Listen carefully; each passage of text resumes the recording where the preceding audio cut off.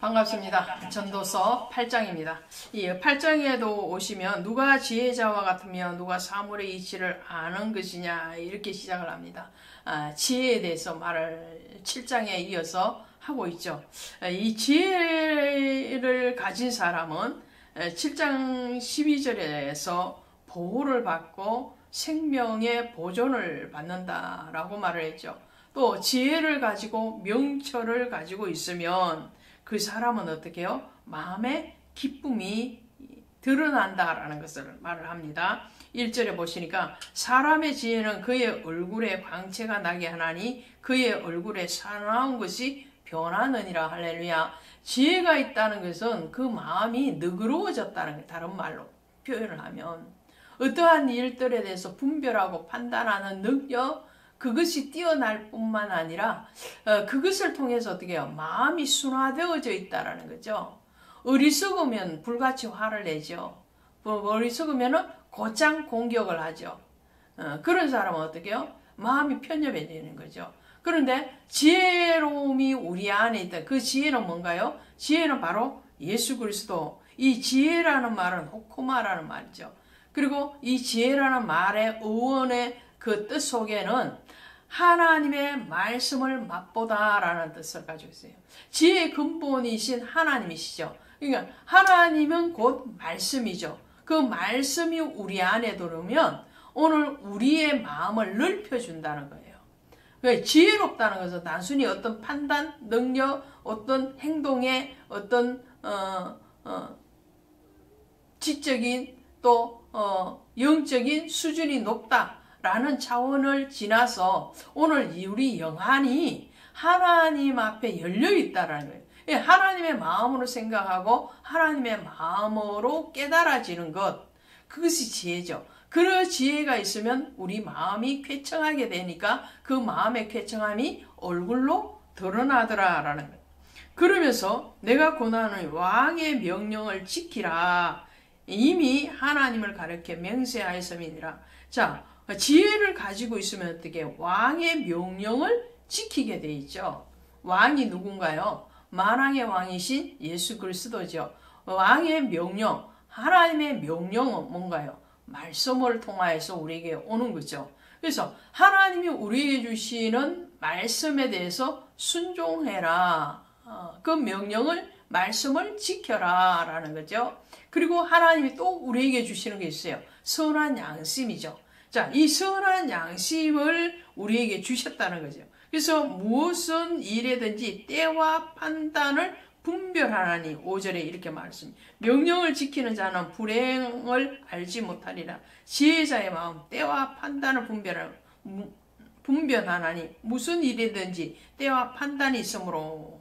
자, 이렇게 하나님의 명령, 왕의 명령이 말씀이고 우리의 양심이면 거기에 지혜가 더하여지면 어떻게 해요? 말씀은 지혜니까 그 지혜를 통하여서 우리는 판단하고 분별하는 능력을 가진다라는 거죠. 그런데 7장 29절에 보면 이렇게 말씀을 내가 깨달은 것은 오직 이것이라 곧 하나님은 사람을 정직하게 지으셨으나 사람이 많은 꾀들을 낸 것이로다. 자, 하나님의 사람이 지혜로워야 되는데 그 지혜롭지만은 않다라. 100% 지혜롭지는 않다는 거예요. 왜요? 우리 마음에 악한 생각들을 내고 있기 때문에. 왜 그런가요? 여기에 대해서 사람이 태어날 때에 어떤 모습으로 태어나느냐에 대해서 성악설이 있고요. 성선설이 있습니다. 성선설은 맹자가 주장을 하고 성악설은 순자가 주장을 했죠. 자, 기독교인의 입장에서 보면은 사람은 어떻게 태어나고 어떻게 살아가는가에 대한 질문에 대해서 성악설이냐 성선설이냐라고 할 때 우리는 어느 편을 택할까요? 보편적으로 성악설을 택합니다. 왜 그렇습니까? 하나님이 사람을 만드셨는데 사람인 아담이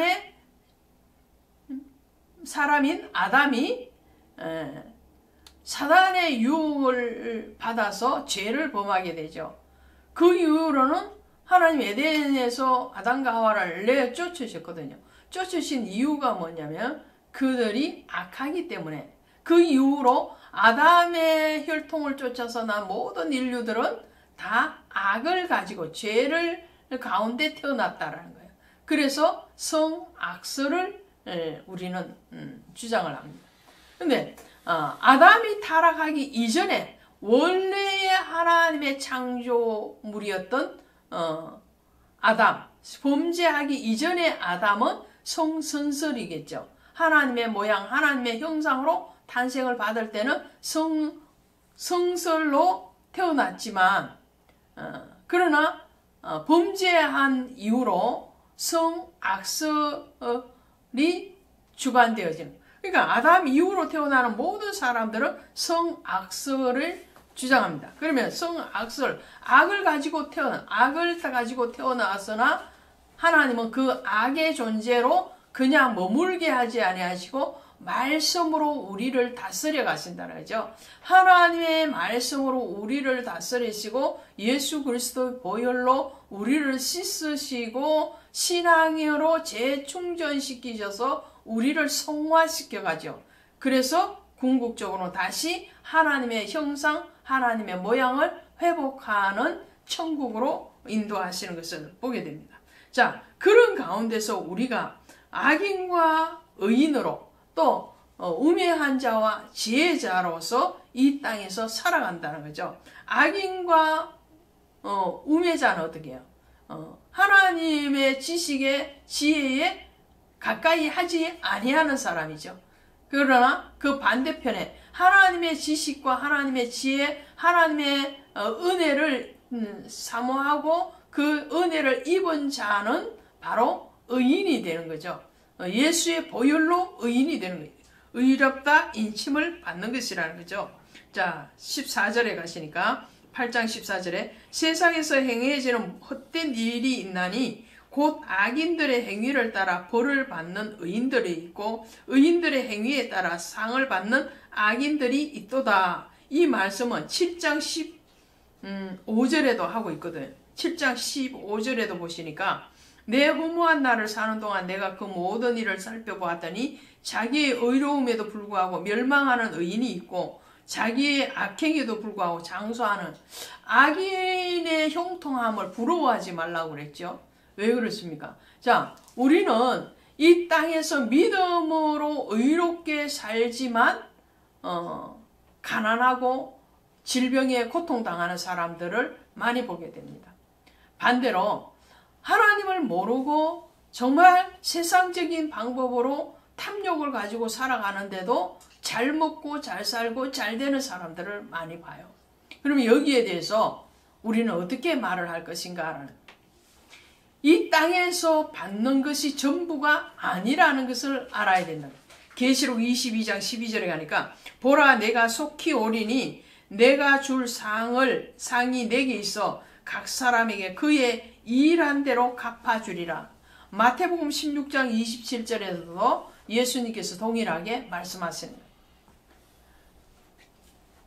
하나님이 친히 갚아주시는 것은 이 땅에서의 유한한 인생에서의 한정이 아니라는 거죠. 이 땅에서 받을 수도 있지만 영원한 하늘에서 상을 받을 수도 있고, 내가 받을 수 있으나 나의 선행에 대해서 내가 받지 못하고 자녀가 받을 수도 있다. 그 후손이 받을 수도 있다는 거죠. 그러므로 우리가 보여지는 그 선권의 행위가 반드시 보답되어지지 않는다 할지라도 낙심하거나 후퇴해서는 안 되는, 선을 행하다가 낙심하지 말지니 때가 되면 거두리라 말씀하죠.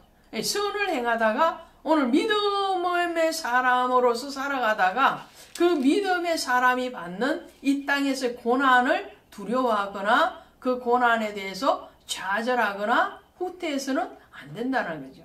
하나님의 영원한 법칙, 그것은 행한 대로 갚아주겠다는 말씀이시죠. 자, 17절 마지막 절에 보시니까 또 내가 하나님의 모든 행사를 살펴본 해 아래서 행하는 이 일을 사람이 능히 알아낼 수 없도다. 사람이 아무리 애써 알아보려 할지라도 능히 알지 못하나니 비록 지혜자가 아노라 할지라도 능히 알아내지 못하리라. 이것이 제가 지금 말씀하는 거예요. 드린 거예요. 자, 이 땅에서 있는 것으로 우리는 헤아리고 알아내려고 하지만 능히 그 모든 것을 알 수 없다는 거예요. 하나님의 주권 그것만 인정하면 됩니다.